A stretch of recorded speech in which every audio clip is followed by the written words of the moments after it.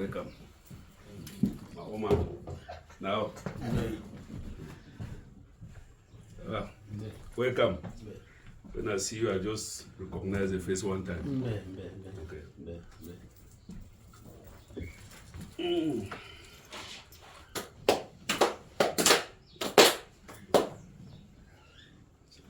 Thank you.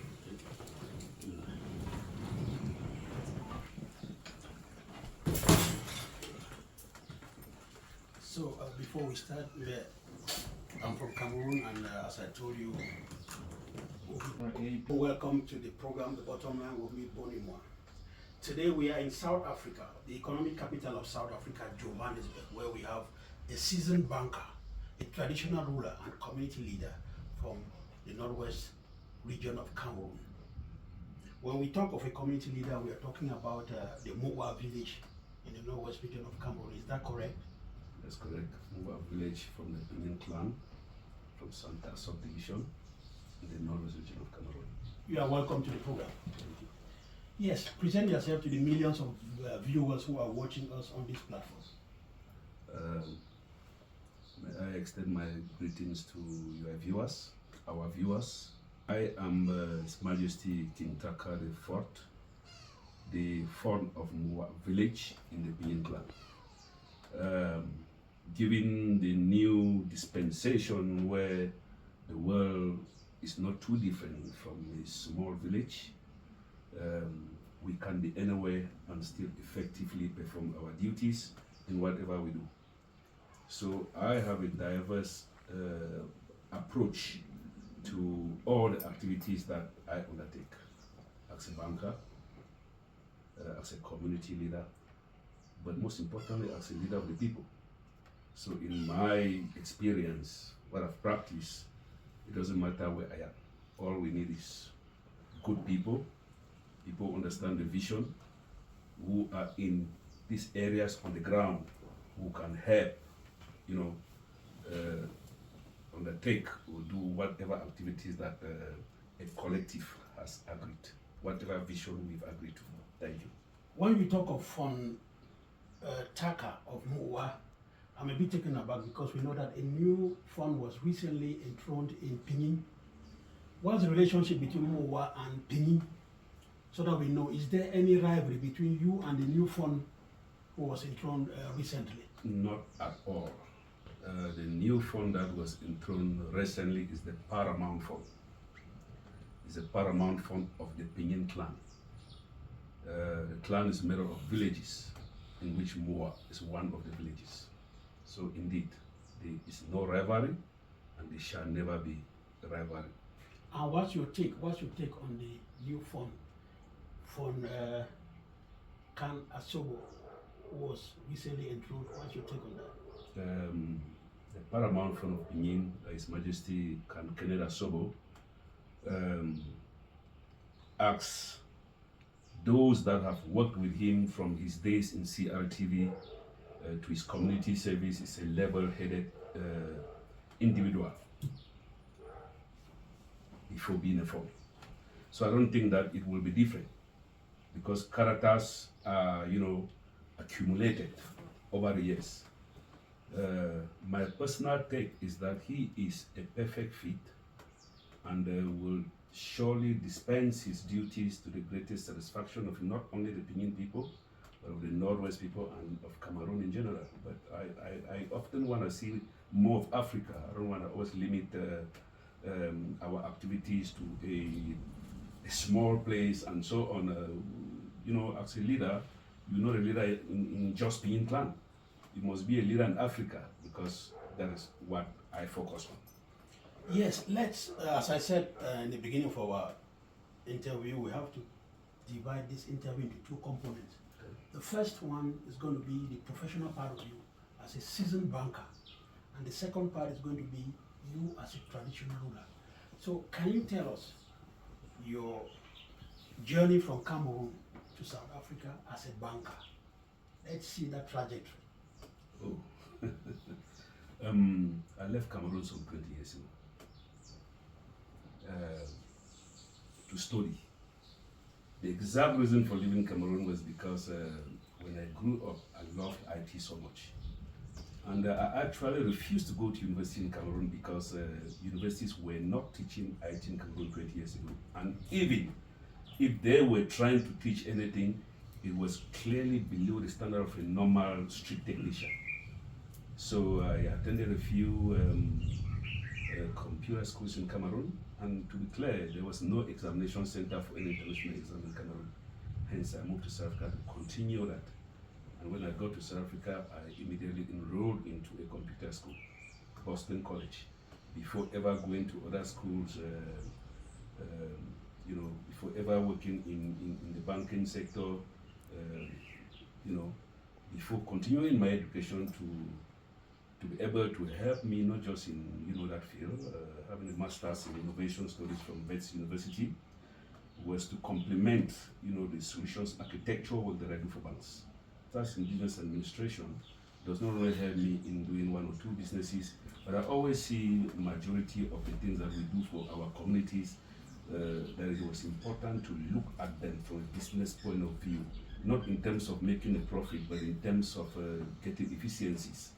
And I think some of my subjects will be able to tell you that the various community projects that we have undertaken back in the village, a majority of them has been a success. And I will not deny that it could not be attributed to some of these exposures that one has been through whatever we have accumulated as knowledge. Yeah, when you talk of being a banker, people want to know in which bank are you working now and which position do you hold in that bank?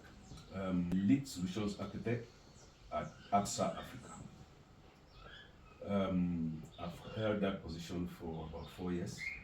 To that question, what are some of the unique opportunities that you have encountered in South Africa that maybe you want to share with other bankers? Well, the key opportunity first about South Africa is for non-South Africans first, is to ensure that you are documented, by abiding to the immigration policies of South Africa, and then ensuring that you don't only study what is marketable. I could say a majority of the IT specific skills like architecture, like security, like cloud, they are all, while in the market. I can tell you that these opportunities are there everywhere. But our people, both South Africans and Cameroonians and the rest of Africa, they have a challenge of lack of experience.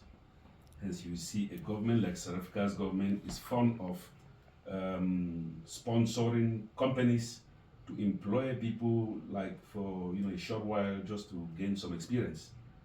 Even if Cameroonians cannot get such an opportunity, we are always there.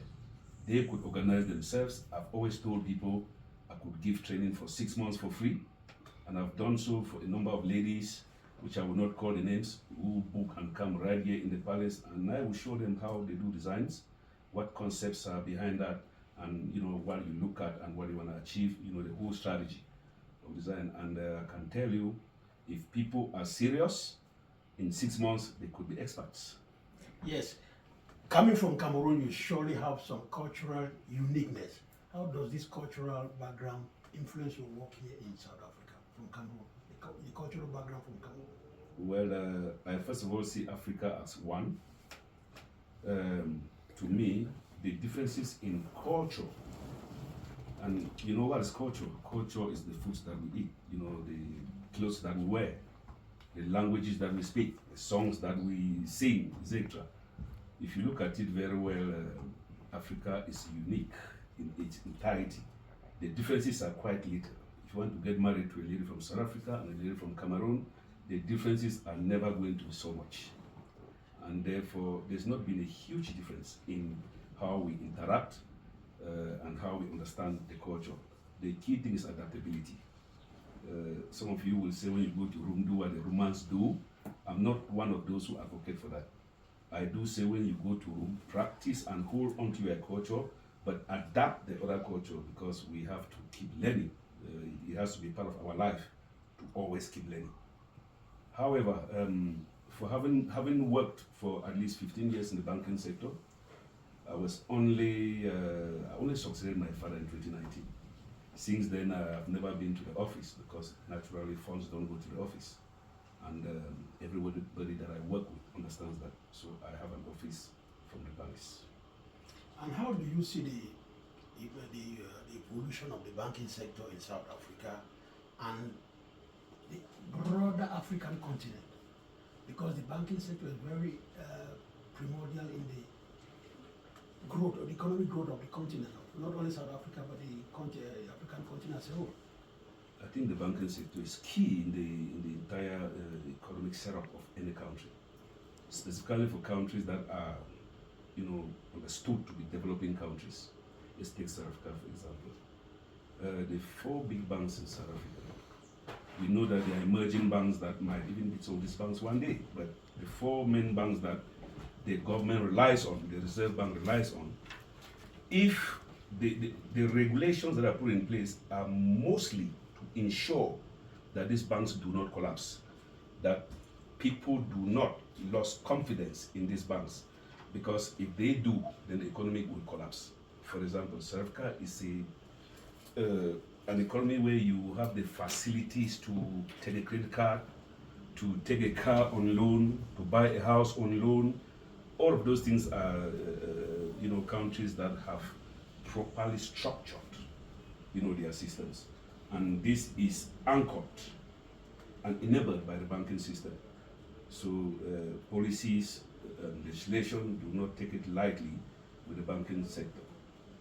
Comparing it with other parts of Africa, I have been to a couple of countries in Africa, like in Rwanda, Ghana, etc.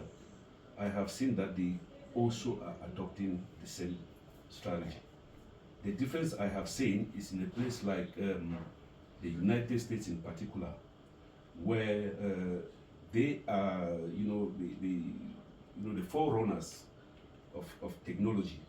But I am surprised to let you know, you should be surprised that they do not make technology and adopt it immediately. Their banking system is far inferior to that of South Africa. But I understand when I asked a number of questions there as I tried to gather information for a specific solution. The reason is because various states have legislations that first of all protect jobs. So despite them developing specific technologies, they are ready to export those technologies, but before they implement it, they have to be sure that it does not take away jobs from them. So I will say places like South Africa should continue in the path that they are, and they should, send this leverage, to the rest of Africa, because if South Africa is doing well, if the rest of Africa fails to do well, if Nigeria is doing well, if Cameroon fails to do well, then Africa will hardly emerge the way we anticipate. Thank you, Fontaka. We have Fontaka. Are there some special advice that you want to give African entrepreneurs who are trying to grow their business in South Africa and in Africa as a whole? Yes, of course. But there are basic things, like ensuring that they research about the market, ask more questions, and visit the areas that they want to do business in, and do what we call an endoscopic eye view. Market research. Not just market research. You do market research, but you could also come and, like, you have your own lenses on that don't only see in front, that also see what is behind you. Because the world is, when we say we are getting into a digital world, there's much more that we can benefit, and there's also much more that we can lose. So you need to, have that endoscopic eye view, and then you have to ensure that you register your business. Having that endoscopic eye view before registering is to also look at the ground. You see, like in South Africa, recently when they said, talk shops should be operated by South Africans. You need to understand the environment. If it's hostile to just every investor, or despite government policy, so that is why you call it market research, and I call it the way I call it. Yes, why I'm asking this question is because the tendency for most people, they have the money, and they think that with money they can just move into the business and start making profit. Which is not the case. Yes. Are there particular financial strategies or products you found to be most useful to the immigrant population in South Africa? Because the immigrant population also forms a very important part in South Africa. Of course, I've often advised the immigrant population to involve more in assets. Why? Because I have not often seen confrontation or exclusion through the development of assets in any country that have been there. The country wants more investors that will, invest in assets like homes and other type of assets. But that's not just all. Because the population of the world is migrating to various parts of the world now for various reasons, food is one of them. When we were here a couple of years ago, there was no shop called an African food store. There was no shop called a Cameroon's food store, a Nigerian's food store. But I see anywhere I go around the world, whether I go to UK or to Belgium, anywhere I go, that's what I now see. I will not just see an African food store, I will see specifically a Cameroon food store. So these are some of the things that are part of, trying to indulge in properties. Food is also one of them. But that's because no matter what happens, we have to eat. So no one who deals with food can go wrong if they do it well. Yes, Fontaka, we are now moving to the second segment of our interview. That's you as a traditional ruler and a community leader. Can you tell us what motivated you to take up that role as a traditional ruler? Fine, we know it is an issue of lineage, it's a problem of inheritance, but you must be motivated to take it. What was the motivation? Nothing motivated me. Why? Because I was not aware that I was going to take that role. I did not like the role because the role takes away some freedoms from you. So the role is actually disadvantageous to me. But if you've been selected by the ancestors, you will accept. Because if I was called to say, come and take this role, I would not have taken the role. But I was caught and put on this role. It's part of our customs and traditions. So once you've been appointed in such a role, there's only one thing for you to do. If you have the sufficient support and the support of the ancestors, then they will enable you, they will give you the wisdom to start accepting it, and then they will give you, the vision on what to do. Now that you are in there, there is no turning back, because when we see the impact that you are creating in your community back home, we have football tournaments, we have churches being built, we have things happening back home. At least you are happy with the impact you are creating. I'm happy with the impact that I and my people are creating. So you are the leader. Yes, so that's why I'm not one of those leaders who want to say I, because I alone cannot do anything. So, but yes, I'm happy with the impact that through my leadership we are creating. Yes, and when we see the gorgeous palace here, we know that it must be your people working in unison with you to put up this gorgeous. No, I mean, but it means that they are happy with what you are doing for us to have a gorgeous palace like this. That is true. Yes, and when we look at some of the key challenges facing the Cameroonian and African communities in South Africa, how do you address some of these issues? How do you advise them to address some of these issues? Thank you for that question. That's a very, very important question. I had an opportunity to invite the High Commissioner of Cameroon to the palace here. And we had a number of discussions about that. I also visited the embassy just to discuss about some of these things.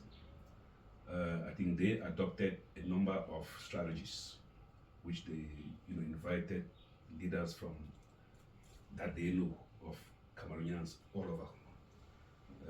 They pondered on and agreed on certain things. In my community in Muwah, and there are the Benin people who are frequent here in the palace, we also had a number of meetings.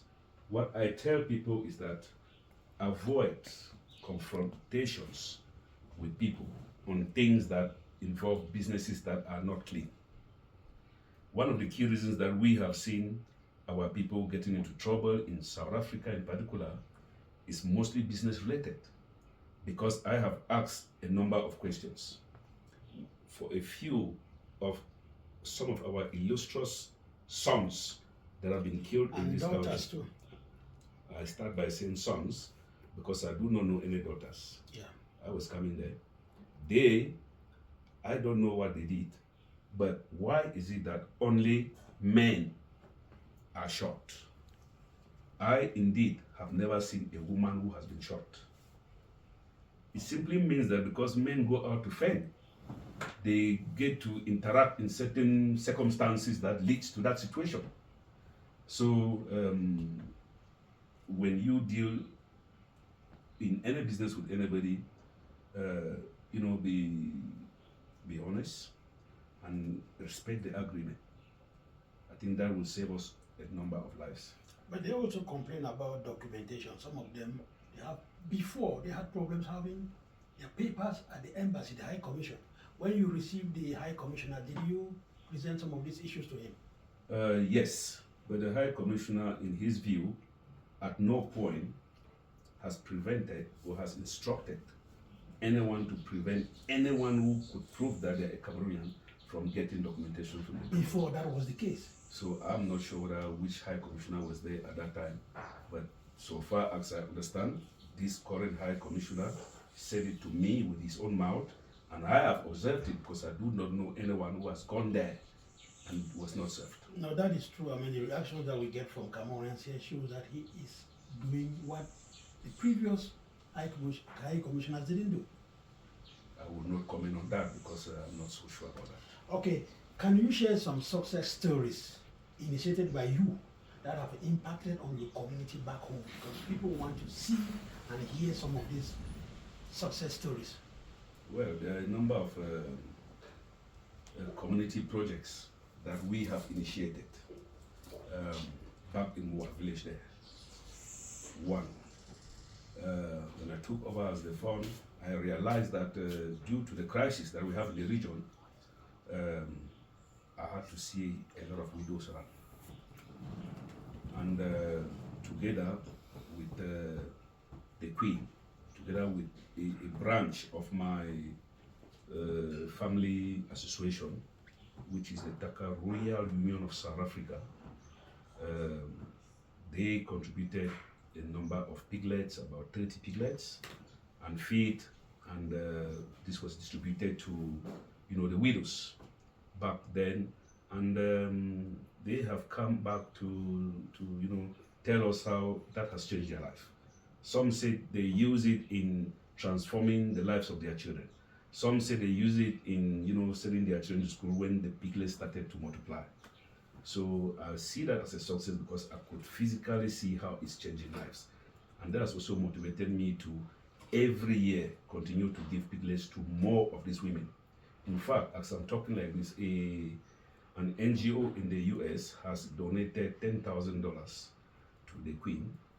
When you talk of the Queen, who do you refer to? The Queen is my wife. The Queen is normally the phone's wife. Yes, so she's a researcher. So she's able to look for funds to assist those back in the village.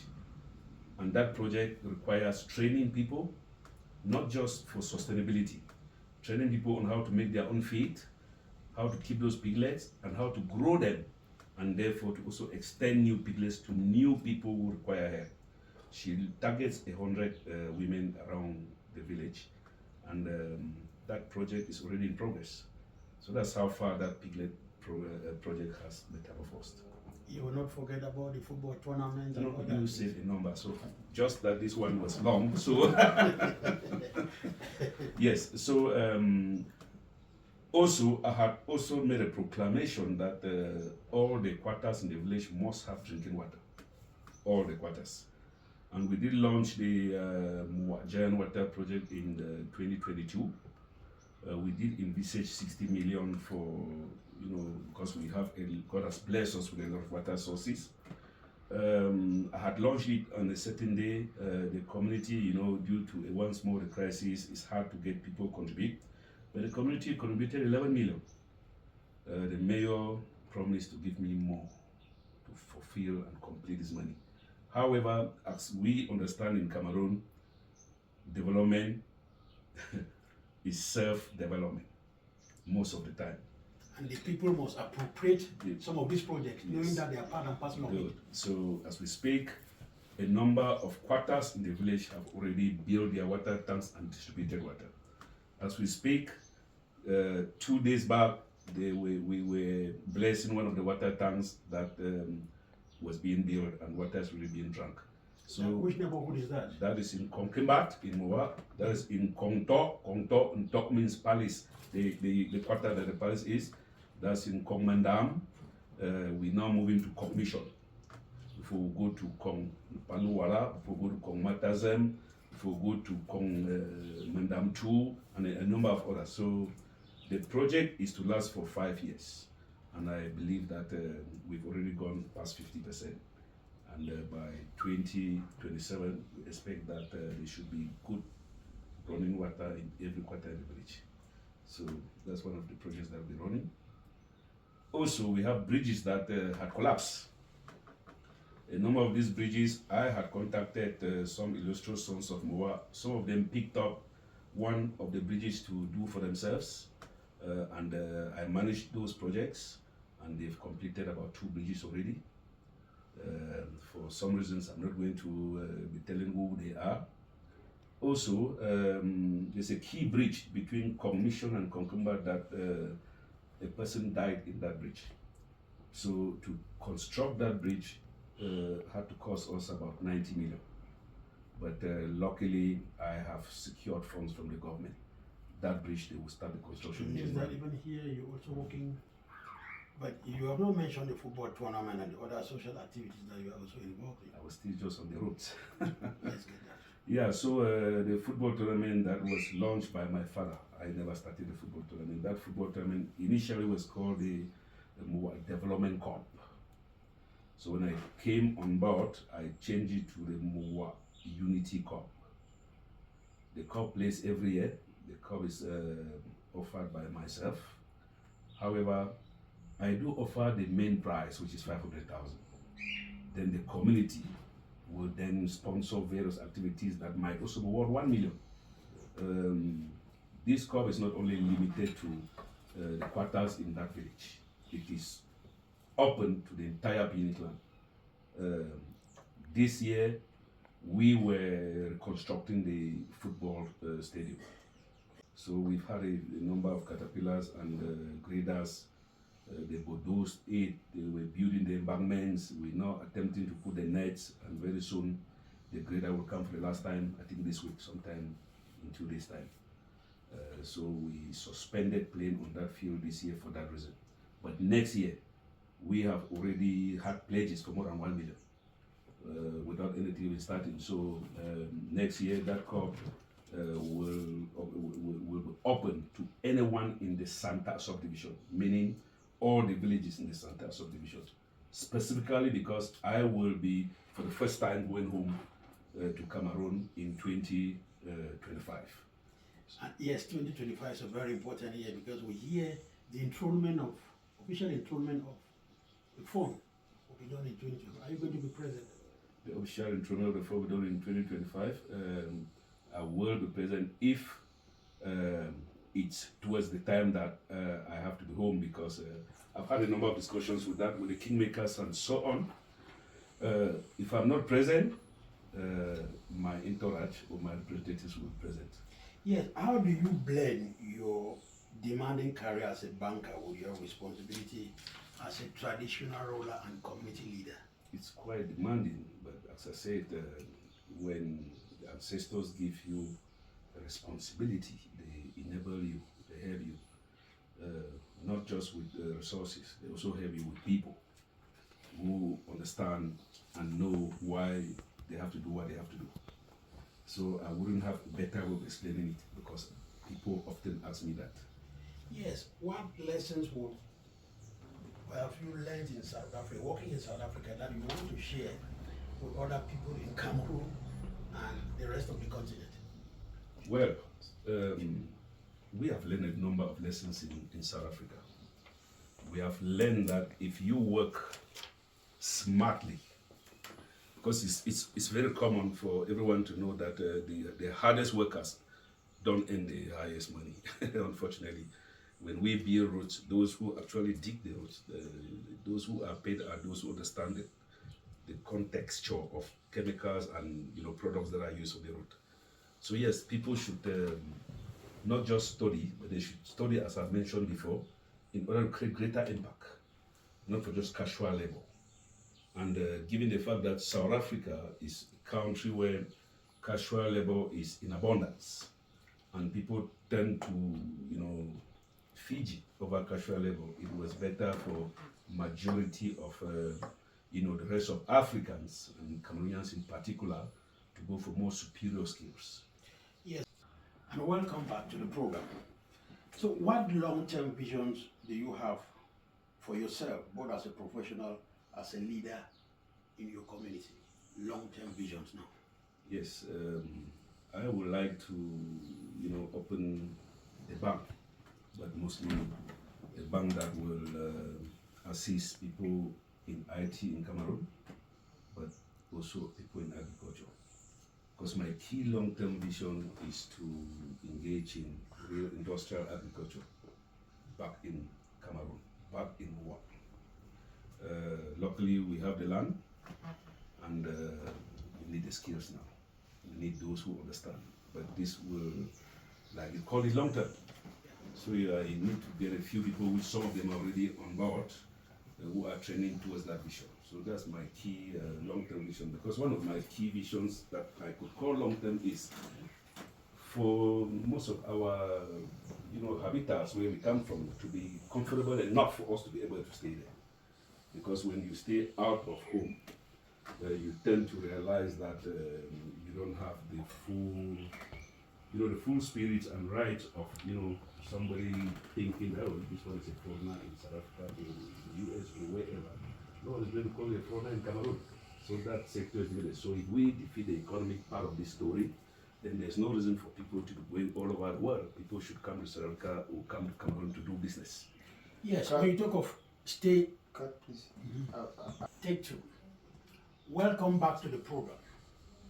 So what lessons or what is your long-term vision for yourself, both as a professional, as a leader of your community? Welcome back to the program. So what is your long-term vision for yourself, both as a professional, as a traditional ruler, and a community leader? Thank you. Given the fact that I'm a banker, what do you learn out there to take back home is what you are skilled in. So in that direction, I hope to put a few people together and open a bank that should serve all those who want to be in IT but are not having the opportunity, specifically in my own locality in Santa, where Muwah is found. And furthermore, having to think about the future. I don't want my people to keep going out like some of us, being in different countries to seek for greener pastures, when we can create our own greener pastures where we are and then export our products to South Africa or wherever that we find that it's more better than what we currently have. So there's land that we have secured. There's also village land that will be used in agriculture. We want to do industrial agriculture, where we will first of all have food sufficiency and we want to supply food. That's why I didn't mention you the piglet program. Why we're expanding it is because we want a scenario where in a couple of years to come, trucks should be able to come to Muwah every week to load piglets. But you know that before the crisis, trucks used to come to Pingin? Trucks were coming to Pingin to grab vegetables. Okay. Pigs, because we like eating a lot of pork ribs. I think most of people enjoy it. So we want to see that scenario. We want a situation where when you go and study in the University of Bamenda, Yaoundé, or wherever, you will come and implement that in Muwah. We are looking at a situation where we don't want to encourage our people to keep thinking of going to work somewhere. We want our people to create work. So my long-term vision is to see that that can be achieved directly in Muwah village, and I could expand that to the rest of Pingin, and why not Santa and the Northwest region. Yes, you talked of you being out here for a long time and going back to Santa or going back to Muwah, as going back to your lineage, to your ancestors. Yes. How is this journey going to be? Well, there's a whole project team. There's a whole project team that's been set up for that particular project. There are people contributing money for that particular project. There's a budget already for that particular project, and unfortunately, it's not yet time to disclose the details. But it's clear that this will happen in December 2025, and the whole program will be shared with everyone, including the media houses in Cameroon. Yes, for people watching and listening to us out there, it must be noted that the Benin or the Muwah community form some of the most significant community in South Africa. Can you give us, in terms of their numbers? The Muwah community in South Africa is about 300 to 400 people, because only the members of the Taka royal family is closing 200 people. What about the rest of the Muwah community? Just my children here, they are almost 200 people. Because we think that the entire Benin clan has a community in South Africa of about 1,000 people. But I think that the Taka's royal family takes a bigger chunk of that, close to 200. So therefore, Muwah people should be something between 400 and 400. Yes, for Taka, we cannot end this conversation without talking about the somber part of the situation back home.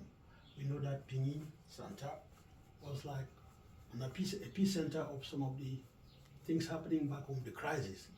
So what are you telling the people back home, and you are in the diaspora, what advice do you tell people to bring down the tensions that we have back home in Cameroon?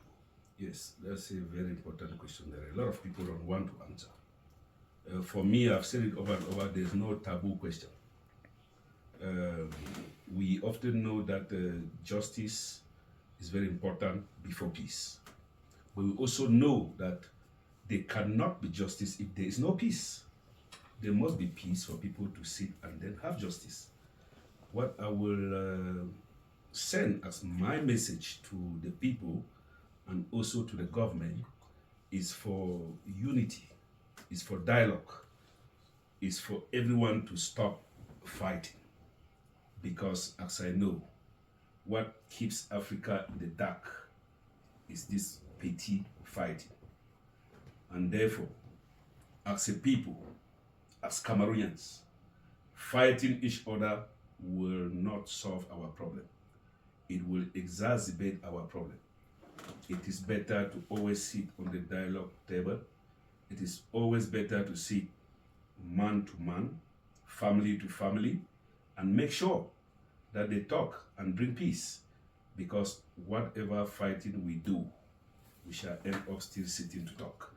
And in fact, based on that, I was inspired to write a book, Harmony Reigns in 12 Days, The Royal Secret to Peaceful Living, which I will offer you a copy before you leave the palace. And I think, yes, Your Excellency, before we come to the end of this conversation, we know that... Bring me 2 copies. Yes, we know that the crisis started, or the issue started off, from the very onset, it was a very good issue, but it took a different dimension. The violence, especially kidnapping, killings, was that part of what was initially stated in the conflict? Yes. I've never been... the palace is open for everybody. The doors of the palace is open for everyone, without exception. If you are being haunted for whatever reason, you should come to the palace, because the palace must be neutral and must also be seen to be neutral. I will not specifically tell you why the struggle and fighting started. We all were observers. We were seeing what was happening. So it doesn't matter how it started. They say it's the end that justifies the... So my point is that no matter what the cause was, there was no need to start fighting. There was no need for anybody to lose their life. A Donald Trump said to Ukraine that you are fighting with Russia. Russia is trying to claim your land. What if they kill everybody and there's no one to occupy that land? Will it have worth it to kill your people and still either lose the land or win the land when there's no one to occupy it?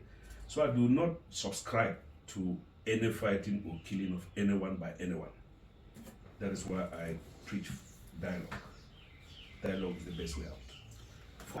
We would like to know about how you got to the throne, the lineage, the takas.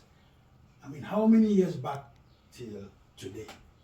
Thank you for that question. I think that is one of the very important questions that you've asked here today. If you look behind me here, you will see they describe me as from Taka the Fourth, because the first was there. You could see when he passed away, 1911. Yeah. He was, that's why I say to you that the Boney Palace is the paramount for us, the villages that are under that clan. And therefore there could be no possibility or justification for any misunderstanding or even to talk about confrontation. So he was married to 18 wives and he had 128 children. In this 128, Talkansang, who founded the land Muwah, because as you know the history of the Northwest, it was about migration. People migrated just before independence in 1960. There was not a lot of real settlements. So there was a lot of migration from place to place. So he moved from the central part of Benin and then settled in Muwah, where he founded the land as part of Benin clan. He himself, as a son of Awasu, was married to 12 wives and he had 84 children.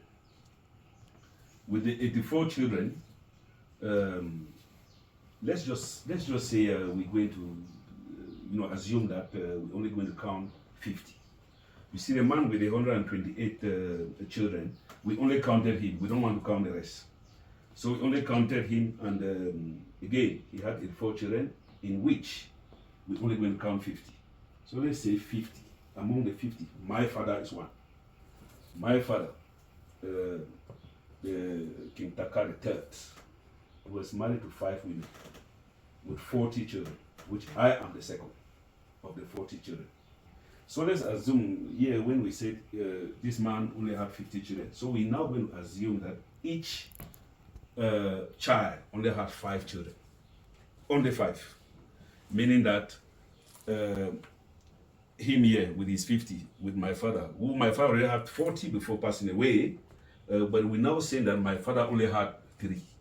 So we're taking, I want you to understand why I was taking people away. So we're only counting in 3, right? Yes. So if you go here, you talk about 50. Then you say each of them had 3 children. How many would that be? You see, I never counted the rest of his children, right? So him, with his 40 children, which I'm one, let's say everybody has only two children. How much would that be?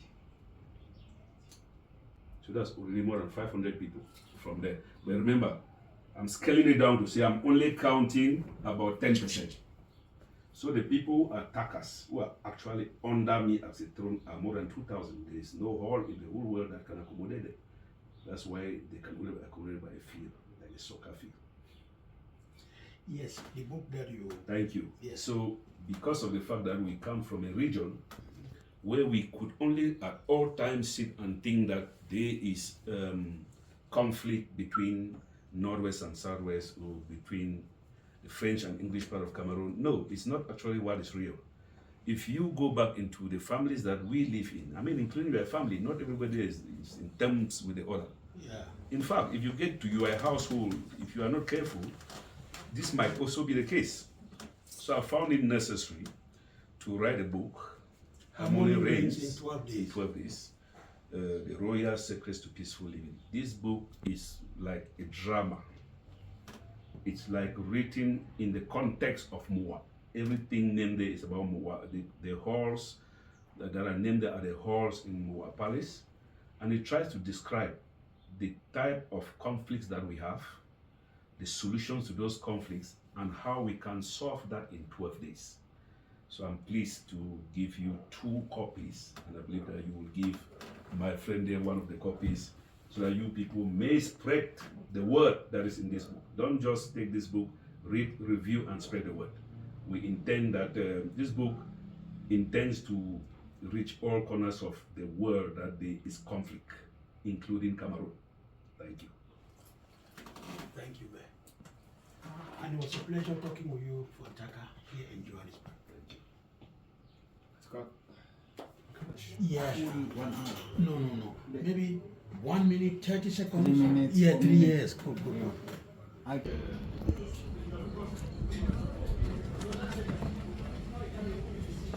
Oh, Bear, you see, I'm saying, me, wait, I'm talking to you.